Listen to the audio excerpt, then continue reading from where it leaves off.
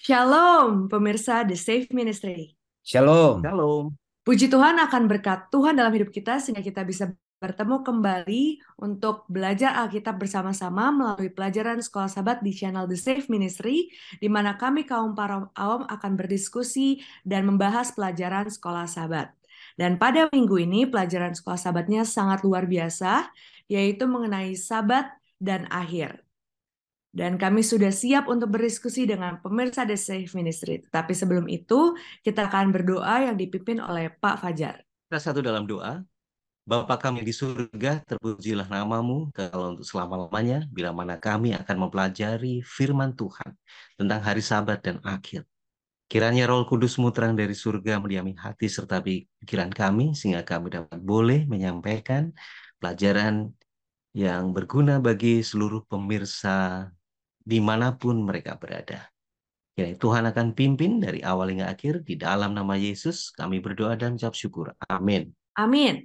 Sebelum kita masuk dari hari ke hari, kita akan mendengar pengantar pelajaran minggu ini oleh Pak Tobing. Silakan Pak. Baik, pemirsa The Safe Ministry, minggu ini kita akan mempelajari topik yang singkat tapi sangat penuh makna, yaitu Sabat dan akhir. Nah, nanti akhir ini apa yang dimaksud kita akan coba lihat nanti. Namun sebelumnya kita sama-sama perhatikan di ayat hafalan Efesus 3 ayat 9. Dan untuk menyatakan apa isinya, tugas penyelenggaraan rahasia yang telah berabad-abad tersembunyi dalam Allah yang menciptakan segala sesuatu. Kata kuncinya di sini atau kalimat kunci di sini adalah yang menciptakan segala sesuatu.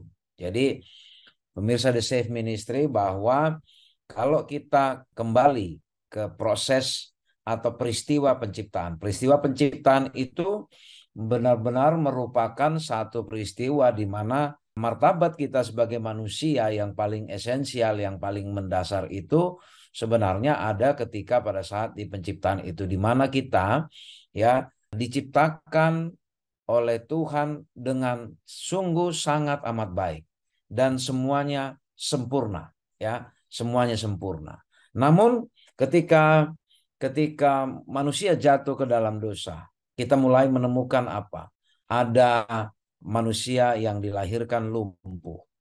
Ada bayi yang mengalami Down syndrome. Ada orang tua yang di akhir hidupnya menderita Alzheimer. Ya. Namun semua itu menceritakan bahwa apa? Bahwa Tuhan adalah Bapa dari semua mereka itu, dari semua kita yang diciptakan itu. Dan ini menandakan bahwa kita, apapun keadaan kita, semua kita adalah bersaudara. Kita diciptakan Tuhan yang sama, ya, oleh Tuhan yang sama. Dan kita sangat berharga, ya, dan sangat berharga di pemandangan Allah. Dan bahkan apakah kita memiliki tubuh yang lengkap atau tidak, kita sama-sama ditebus oleh darahnya. Dan Yesus hanya mati menebus kita manusia. Dan semua manusia yang diciptakan itu adalah makhluk yang unik. Ya, makhluk yang unik, tidak ada yang sama. Ya, tidak ada yang sama. Walaupun polanya adalah pertemuan dari gen dan kromosom itu, namun tidak ada yang sama. Nah, apa hubungannya dengan hari Sabat?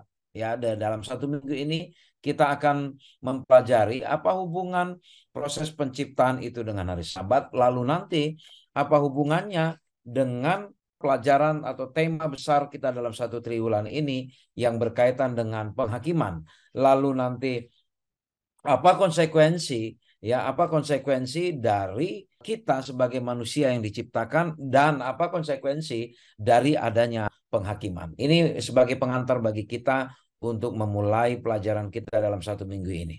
Baik, terima kasih Pak Tobing. Pemirsa di Safe Ministry, sebagai topik pertama kita akan mempelajari mengenai penghakiman, penciptaan, dan akuntabilitas. Mari kita dengarkan penjelasannya sama-sama dari Pak Tobing. Baik, ada 3 poin utama: penghakiman, penciptaan, dan akuntabilitas. Nanti kita perhatikan satu-satu. Kalau kita perhatikan di Wahyu 14 ayat 7. Ya, Wahyu 14 ayat 7 ketika dikatakan ada 3 malaikat yang terbang di tengah-tengah langit, lalu dalam Wahyu 14 ayat 7 itu ada satu kalimat mengatakan waktu penghakimannya telah tiba, ya, waktu penghakimannya telah tiba. Jadi konsekuensi dari penghakim itu, ya, konsekuensi dari penghakiman itu adalah bahwa kita harus bertanggung jawab terhadap keputusan yang kita buat, ya. Kita harus bertanggung jawab terhadap keputusan yang kita buat. Sebagai apa? Sebagai ciptaannya, ya, sebagai ciptaannya. Maka Wahyu 14 judul di sini penghakiman itu di dalam Wahyu 14 ayat 7 adalah sebagai sebuah reminder, sebagai sebuah pengingat, ya. Pengingat akan apa? Di dalam kalimat itu dikatakan sembahlah dia, ya, sembahlah dia. Mengapa kita harus sembah dia? Karena Allah lah pencipta kita, ya. Karena Allah lah pencipta kita. Lalu konsekuensi dari penciptaan atau konsekuensi dari kita sebagai yang diciptakan dan dari proses penghakiman, maka kita punya tanggung jawab moral. Ya, itulah yang disebut dengan akuntabilitas. Kita punya tanggung jawab moral. Ya, apa tanggung jawab moral kita di dalam proses penghakiman ini? Ya, tanggung jawab moral kita adalah bahwa kita bertanggung jawab terhadap semua keputusan yang kita buat, semua tindakan dan perilaku yang kita lakukan. Nah, kalau dalam proses penciptaan itu misalnya kita hanya terdiri dari kumpulan sel yang dibuat secara acak, lalu tidak ada proses penghakiman, maka apalah gunanya atau apalah bedanya dengan ciptaan Tuhan yang lain seperti tumbuh-tumbuhan atau binatang yang mereka tidak perlu mengikuti proses penghakiman. Oleh karena itu kita perlu mempertanggungjawabkan perbuatan kita secara moral.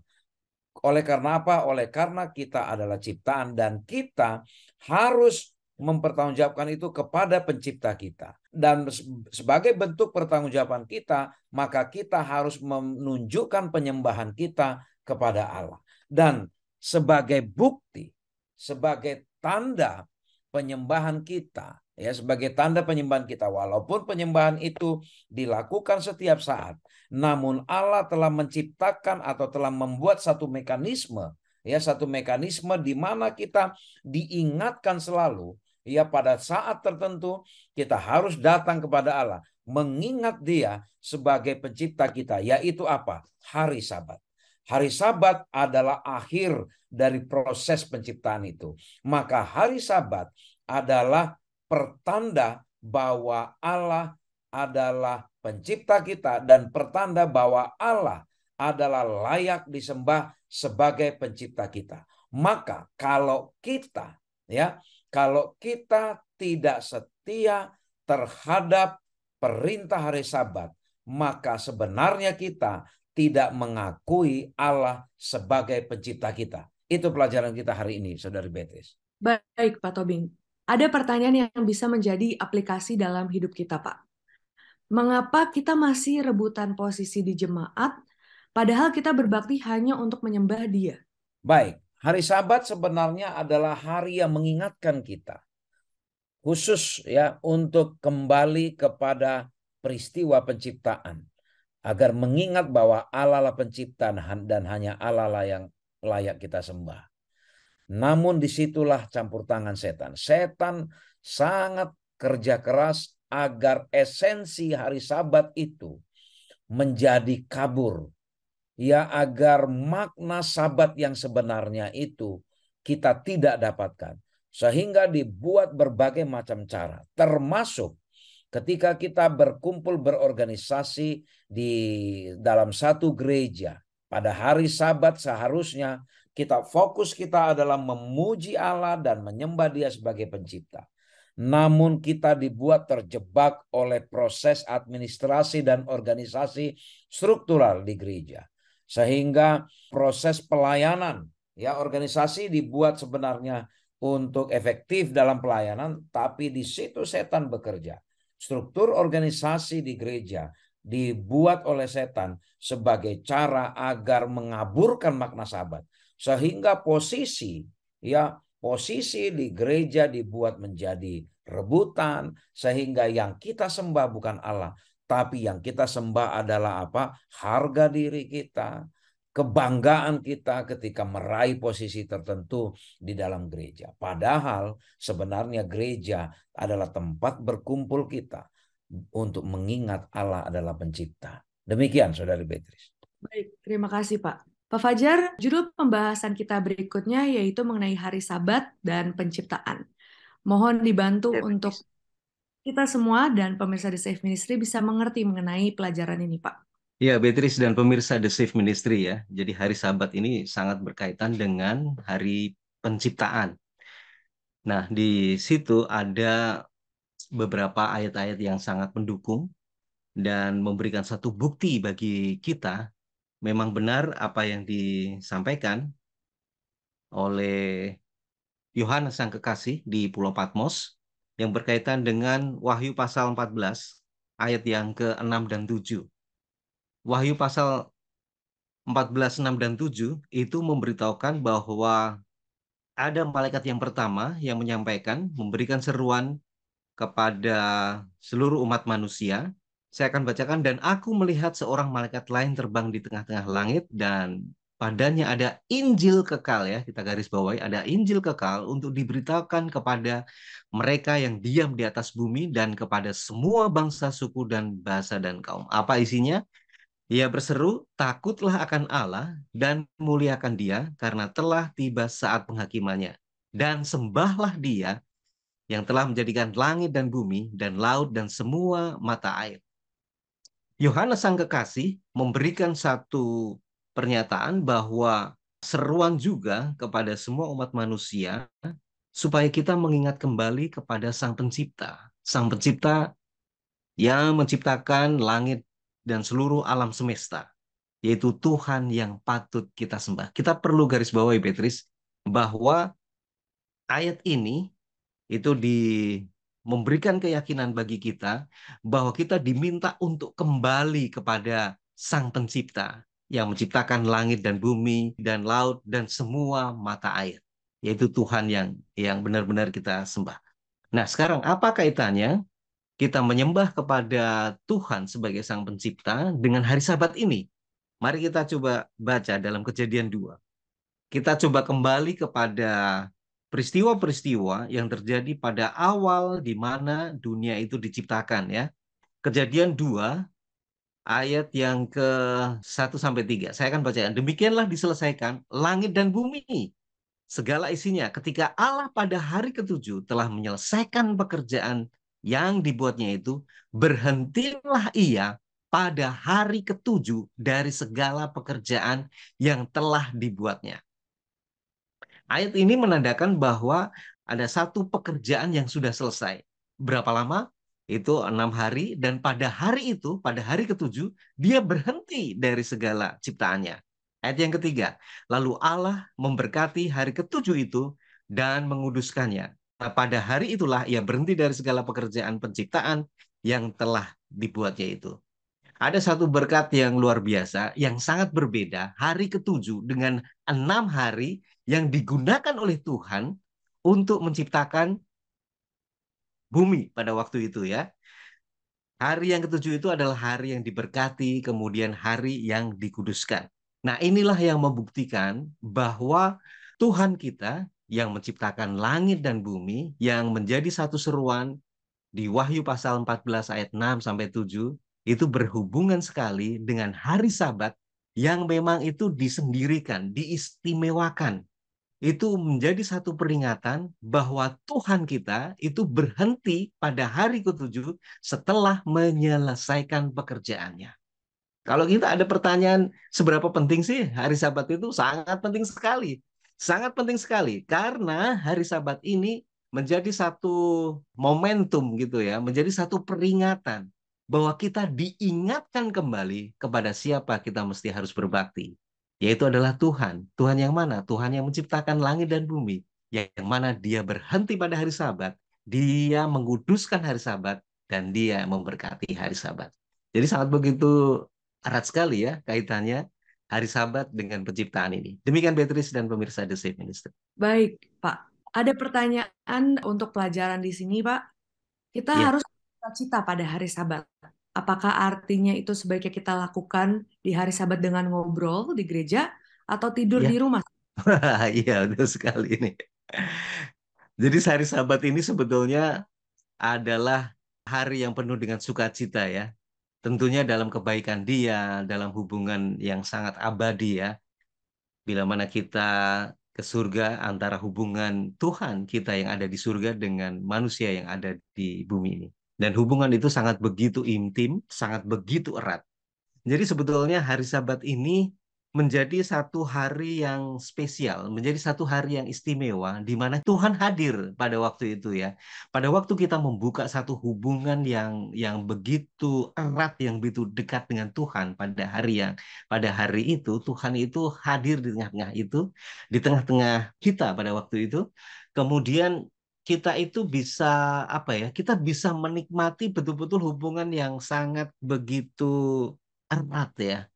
Jadi kalau kita hanya menggunakan waktu kita dengan bermalas-malasan, kemudian kita nggak begitu enjoy, menikmati hari yang spesial itu, saya rasa jadi hari Sabat itu bukan menjadi satu hari yang penuh dengan berkat ya, menjadi hari yang penuh dengan keterpaksaan gitu kan.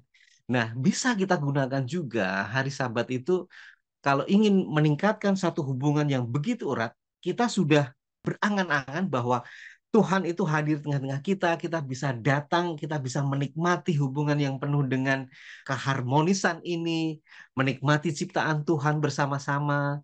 Dan tentunya kenapa kita mesti harus datang ke gereja, kita bisa menikmati bersama dengan saudara-saudara kita yang memiliki satu pemahaman yang sama. Kita bisa beribadah bersama-sama, memuji, memuliakan nama Tuhan. Yang paling penting adalah penyembahan kepada Tuhan. Penyembahan kepada Tuhan mengingat akan penciptaan bisa kita gunakan di gereja maupun di tempat-tempat alam, menikmati satu ciptaan Tuhan untuk menyelaraskan kembali hubungan kita dengan Tuhan. Jadi saya pikir kalau hanya sekedar tidur-tidur di rumah karena ini kan hari istirahat gitu ya. Saya pikir tidak tepat, malah justru hari itu menjadi hari yang penuh dengan sukacita ya, di mana Tuhan itu hadir pada saat itu, benar-benar kita bisa menikmati kebersamaan dengan Tuhan, memuji dan menyembah akan nama Dia. Demikian Beatrice dan pemirsa di Safe Ministry. Baik, terima kasih Pak Fajar. Pemirsa di Safe Ministry, pelajaran kita selanjutnya yaitu mengenai sebuah penipuan yang tidak begitu halus.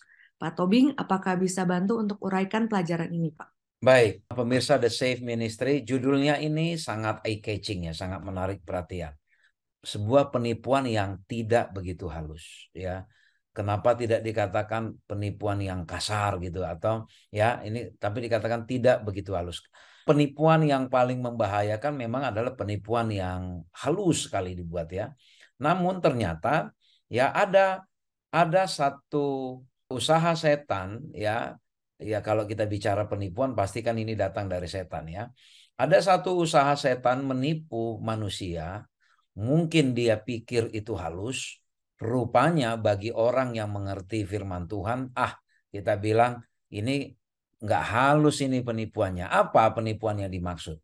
Jadi kita tahu ya mengapa diingatkan di pekabaran malaikat yang pertama itu sembahlah dia ya karena dialah yang telah menjadikan langit dan bumi. Mengapa kembali ke situ? Ingat bahwa hal yang paling esensial yang diserang oleh setan adalah proses penciptaan ya. Kalau kita sudah tidak mengakui proses penciptaan dan kita lupa asal usul di penciptaan itu, maka kita pun juga akan kabur pengertiannya terhadap sosok yang perlu kita sembah sebagai pencipta, yaitu Allah sendiri.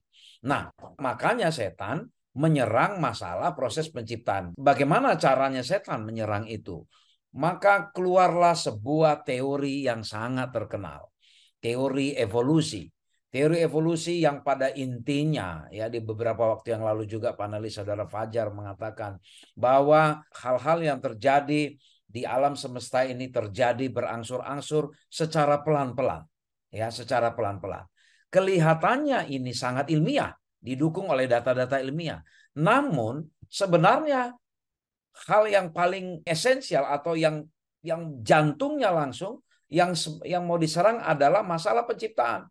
Karena kalau kita kembali ke Alkitab, apa dikatakan di situ? Apakah Allah menciptakan dalam proses yang begitu lama? Oh tidak. Kita mengenal bahwa Allah menciptakan langit dan bumi dan segala isinya dan ya itu di dalam 6 hari secara literal. Ya, 6 hari. Maka mengapa dikatakan penipuannya tidak begitu halus? Sebenarnya maksudnya Lucifer mau halus. Kalau Lucifer atau kalau setan mengumandangkan teori evolusi yang mengatakan bahwa segala sesuatu dijadikan pelan-pelan berangsur-angsur, itu sama saja sedang menyerang bahwa kejadian di bumi ini bukan 6 hari. Apa makna atau apa dampak kalau kita memiliki pengertian bahwa penciptaan itu tidak 6 hari? Dampaknya adalah maka pengertian hari ke-7 itu akan kabur. Untuk apa ada perintah beristirahat dan menguduskan hari ke-7 kalau kita meyakini bahwa proses di penciptaan itu berlangsung lambat laun dan dalam waktu yang sangat lama. Jadi maksudnya halus, ya, Lucifer menyerang, tapi bagi yang percaya kepada firman Tuhan, kita katakan gampang banget ketahuan trikmu. Kita akan ngomong begitu ya. Lu maksudnya mau ngomong bahwa ini loh apa segala sesuatu, lihat ini dengan beberapa data ilmiah, lihat ini dulu terjadinya begini pelan-pelan ini ribuan tahun ini. Tapi sebenarnya maksudnya di dalam adalah supaya kita menolak ajaran atau menolak kenyataan bahwa bumi ini diciptakan 6 hari. Kalau kita menolak ajaran 6 hari, konsekuensinya maka kita pun akan menolak peringatan Tuhan untuk menguduskan hari Sabat. Itulah inti dari pelajaran hari ini. Kalau kita menolak hari Sabat, maka sama saja kita, Saudari Beatrice dan pemirsa The Safe Ministry, ini sama saja kita menolak otoritas Allah sebagai pencipta. Padahal hari Sabat adalah hari perhentian, kita beristirahat di dalam Allah, di dalam Yesus sebagai pencipta kita. Demikian, Saudari Beatrice. Baik, Pak. Ada pertanyaan yang ingin saya tanyakan untuk topik kali ini. Mengapa begitu banyak orang melupakan hari ke-7 sebagai hari kebaktian kepada Allah?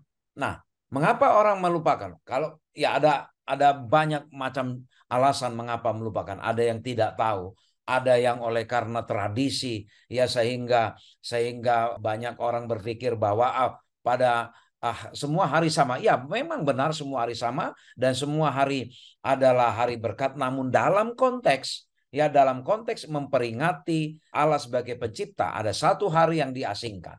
Ya, ada satu hari yang diasingkan. Nah, disitulah usaha setan mengaburkan pengertian banyak manusia, sehingga banyak kita, orang-orang yang mengaku Kristen maupun yang bukan Kristen, tidak mengerti atau lupa bahwa hari ke-7 itu adalah hari kita beristirahat untuk mengingat bahwa Allah adalah pencipta kita.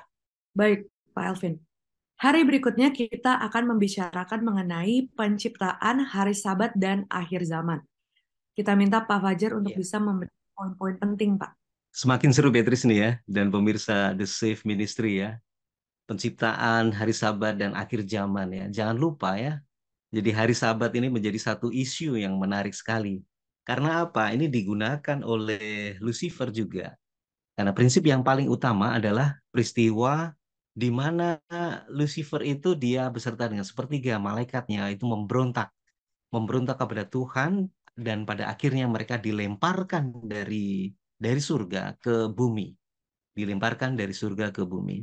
Mereka memberontak, mereka menuduh bahwa Allah beserta dengan hukum-hukumnya itu sangat berat dan sulit itu untuk dituruti. Nah, pada zaman ini Lucifer juga menggunakan salah satu hukum, yaitu hari Sabat ini menjadi isu yang menarik supaya terlihat seperti kabur tadi ya, seperti dijelaskan oleh Saudara Elvin, menggunakan data-data yang mendukung, kemudian meragukan akan hari penciptaan selama 6 hari, sehingga mengaburkan akan makna hari Sabat itu sendiri.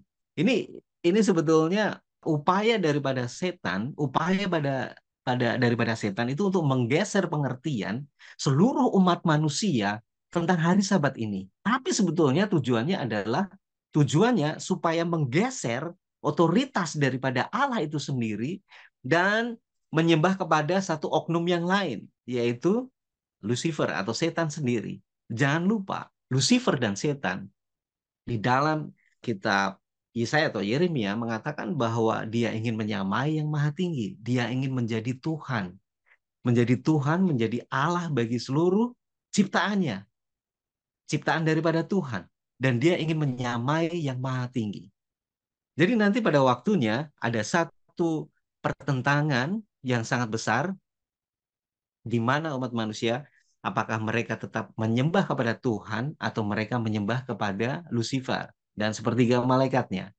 Mari kita coba untuk lebih mendetail di dalam kita baca dalam Wahyu pasal 14 ayat 7, kemudian ayat 9, Wahyu pasal 14 ayat yang ke-12 ya.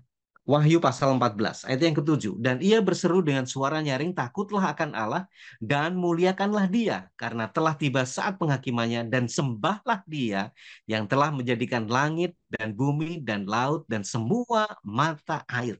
Jadi Rasul Yohanes menyampaikan bahwa kita mesti menyembah dia. Dia siapa? Dia adalah Tuhan yang menjadikan langit dan bumi dan laut dan semua mata air. Kita garis bawahi ya, untuk menyembah dia, untuk kembali. Ayat yang ke-9. Dan seorang malaikat lain, malaikat ketika menyusul mereka dan berkata dengan suara nyaring, jikalau seorang menyembah binatang dan patungnya itu dan menerima tanda pada dahinya atau pada tangannya, maka ia akan minum dari anggur dan murka Allah. Yang pertama, tadi mengenai menyembah kepada Tuhan. Kemudian, yang kedua, ayat yang ke-9, itu menyembah kepada binatang yang lain atau oknum yang lain, ya kan? Kemudian, kita meloncat ke ayat yang ke-12. Ayat yang ke-12, yang penting di sini ialah ketekunan orang-orang kudus yang menuruti perintah Allah dan iman kepada Yesus. Di sini terlihat sekali, Beatrice, bahwa yang paling penting dari semuanya adalah kesetiaan dan ketekunan orang-orang pilihan daripada Tuhan. Orang-orang ini siapa? Orang-orang yang menuruti akan perintah Tuhan dan yang memiliki satu iman kepada Yesus. Itu yang paling utama sekali. Nah, jadi isu yang paling menarik pada saat ini adalah setan berusaha untuk menggeser pengertian kita kepada Tuhan atau Allah yang sebagai pencipta langit dan bumi. Ketika kita melihat bahwa kita tidak mengakui hari Sabat ini sebagai hari yang diistimewakan oleh Tuhan, artinya kita tidak mengakui akan otoritas daripada Tuhan sebagai pencipta bagi langit dan bumi. Artinya, kalau kita tidak mengakui tentang hari Sabat yang diciptakan oleh Tuhan, berarti kita mau menyembah kepada Lucifer dan sepertiga malaikatnya. Di situ yang paling utama ya. Jadi Sabat ini sebagai satu tanda dari penciptaan itu sendiri, sebagai tanda yang kekal dan abadi, ya, dari zaman dahulu sampai sekarang, menjadi satu tanda kesetiaan kita sebagai umat manusia kepada Tuhan. Artinya bahwa kita itu mau menyembah kepada Tuhan sebagai pencipta langit dan bumi atau menyembah kepada oknum lain atau Lucifer. Kalau kita mengakui hari Sabat adalah hari yang diciptakan oleh Tuhan, berarti kita mau menerima dia sebagai pencipta langit dan bumi. Sebaliknya, bila mana kita tidak mau menerima hari Sabat, tidak mengakui akan hari Sabat yang penuh dengan kekekalan menjadi satu tanda kekal dan abadi, artinya kita secara tidak langsung kita mengakui dan menyembah Sang Lucifer. Nah, sekarang kita ada di pihak mana? Apakah kita menjadi pihak umat-umat Tuhan atau menjadi manusia-manusia yang menentang akan otoritas daripada Allah itu sendiri? Tapi yang jelas, ada satu yang disampaikan oleh Yohanes Sang Kekasih adalah kesetiaan kita kepada Tuhan maupun iman kita kepada Yesus. Demikian Beatrice dan pemirsa The Safe Ministry. Baik, Pak Fajar. Ada pertanyaan, mungkin saya juga mewakili dari pemirsa The Safe Ministry, Pak. Mengapa kita perlu mematuhi hari Sabat sebagai hari yang kudus? Ya, mengapa kita harus mematuhi hari Sabat sebagai hari yang kudus? Mengapa kita harus patuh ya? Kembali lagi ya, kalau kita patuh, kita mau setia, kita artinya bahwa kita mengakui keberadaan daripada Tuhan sebagai pencipta yang agung, menciptakan langit dan bumi. Kalau kita tidak mengakui dan kita tidak mematuhi hari Sabat ini sebagai hari yang istimewa, hari yang diberkati, artinya kita meragukan akan keberadaan daripada Tuhan, meragukan bahwa Tuhan yang kita sembah itu adalah pencipta langit dan bumi, dan artinya malah justru itu bergeser. Kita mengakui tuduhan setan, kita mengakui bahwa kita menjadi menjadi apa ya, pengikut daripada setan. Sekali lagi, mengapa kita harus patuh? Ya, kita sebagai umat Tuhan mengakui Tuhan sebagai pencipta langit dan bumi itu sendiri. Kalau kita tidak mengakui, berarti kita menjadi pengikut daripada Lucifer. Demikian, Beatrice. Baik, Pak. Selanjutnya kita masih juga membahas tentang hari Sabat dan kali ini yaitu tentang hari Sabat dan perhentian kekal. Pak Fajar, apa hal-hal penting yang perlu kita mengerti dan pelajari dari topik ini, Pak? Iya, ada hal yang paling penting. Sekali lagi, tadi kita sampaikan bahwa hari Sabat ini menjadi isu yang menarik dari dulu sampai sekarang ya. Sebetulnya ini menjadi hari Sabat yang abadi, hari Sabat kekal, yang menjadi satu momen bagi Tuhan untuk manusia ya. Jadi hari Sabat ini diciptakan untuk manusia. Supaya apa? Supaya manusia itu memiliki satu keharmonisan, kembali satu hubungan kepada Sang Penciptanya, di mana Sang Pencipta itu menyediakan satu waktu untuk umat-umatnya, supaya mereka kembali kepada Tuhan, mereka kembali mengingat kepada Tuhan Sang Pencipta langit dan bumi ini. Jadi sangat begitu penting ya, hari Sabat itu menjadi satu apa ya, menjadi satu istana dalam waktu ya. Istana surga turun dari surga ke bumi. Dan Tuhan mengundang kita ke dalam kemuliaan. Bayangkan ya, kalau Tuhan sudah menyediakan satu waktu yang istimewa bagi umatnya, apakah kita tidak mau merespon, menerima tawaran daripada Tuhan ini, menerima tawaran. Bahkan kita mungkin ya, kita bisa berpikir kalau ada seseorang yang sangat begitu istimewa menyediakan waktu bagi kita untuk bertemu, untuk bercengkrama, untuk berbincang-bincang, kebayang nggak? Kita akan selalu menanti-menantikan ini.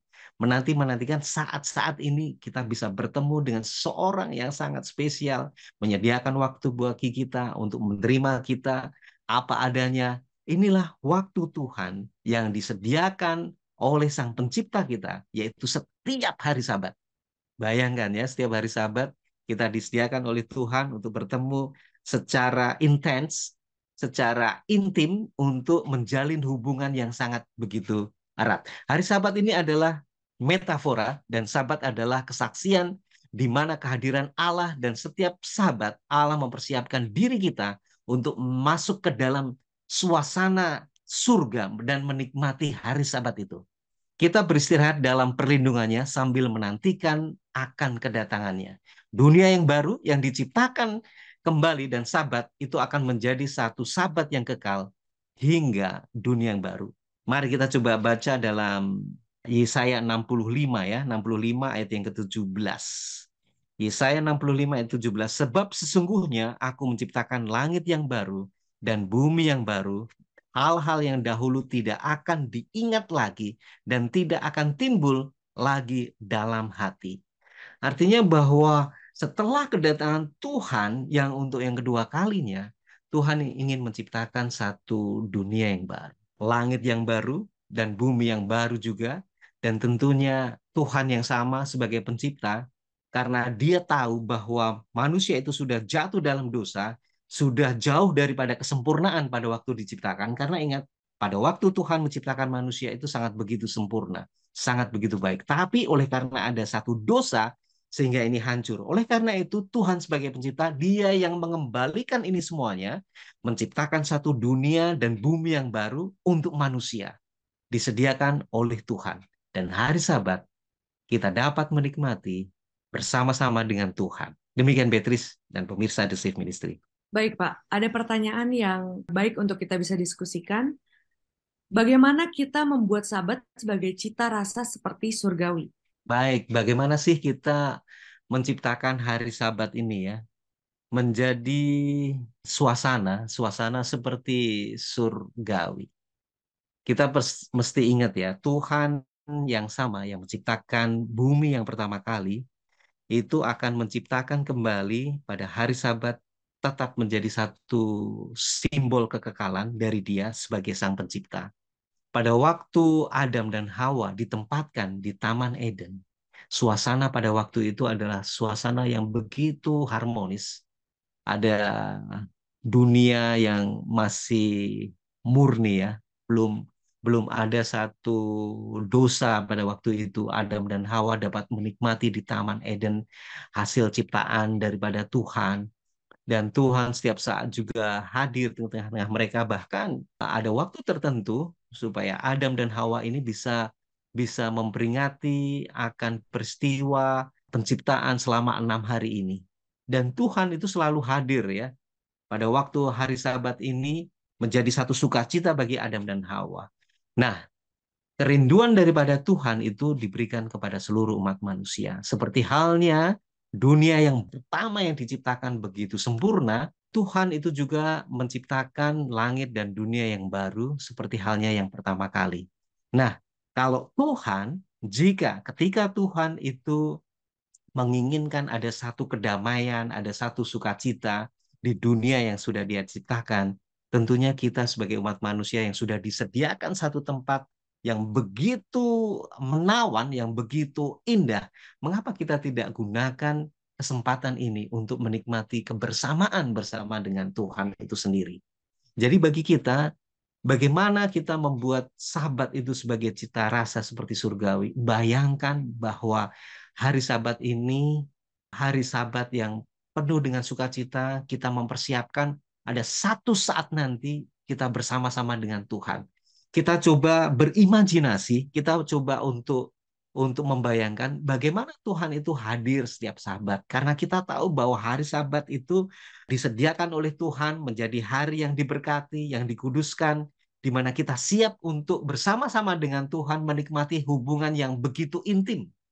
Jadi tidak ada satu kata ya kesedihan, kemurungan ya pada hari Sabat. Tentunya mesti harus menjadi bersukacita, seakan-akan bahwa surga itu sudah hadir di tengah-tengah kita, seakan-akan bahwa kita sudah menikmati hari Sabat di dalam suasana surga, dalam suasana surga. Dengan lagu-lagu pujian, dengan penyembahan, dengan begitu erat kita bisa berbincang, melakukan satu komunikasi, berdoa secara kusuk dengan Tuhan. Nah, disitulah kesempatan kita menikmati hari Sabat. Seperti halnya cita rasa suasana surga. Demikian Beatrice dan pemirsa The Safe Ministry. Baik, terima kasih Pak Fajar. Tidak terasa kita sudah akan mengakhiri diskusi kita dan kita akan mendengarkan kata akhir dari Pak Tobi. Pemirsa The Safe Ministry, setan berusaha mengaburkan pengertian kita akan siapa pencipta kita. Oleh karena itu, dia berjuang keras agar kita menyembah kepada sosok yang salah, bukan kepada pencipta kita. Oleh karena itu, pemirsa The Safe Ministry, mari kita menjaga satu atau mempertahankan dan memelihara, merawat, dan juga selalu mengingat Tuhan melalui cara atau melalui satu mekanisme yang Tuhan sudah tetapkan, yaitu istirahat di hari Sabat. Hari Sabat adalah bukti pengakuan kita bahwa Allah pencipta kita yang telah menciptakan langit, bumi, dan isinya ini di dalam 6 hari literal, bukan diciptakan berangsur-angsur dalam waktu yang lama.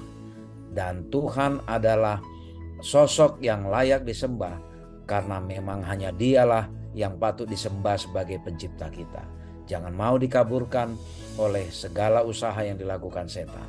Oleh karena itu, mari kita minta tuntunan Roh Kudus Tuhan agar ketika kita telah diamarkan melalui malaikat yang pertama, sembahlah Dia yang telah menjadikan langit dan bumi, agar kita benar-benar menyembah sosok yang benar dengan cara yang benar, dan mengakui Allah lah pencipta kita. Kiranya Tuhan memberkati kita.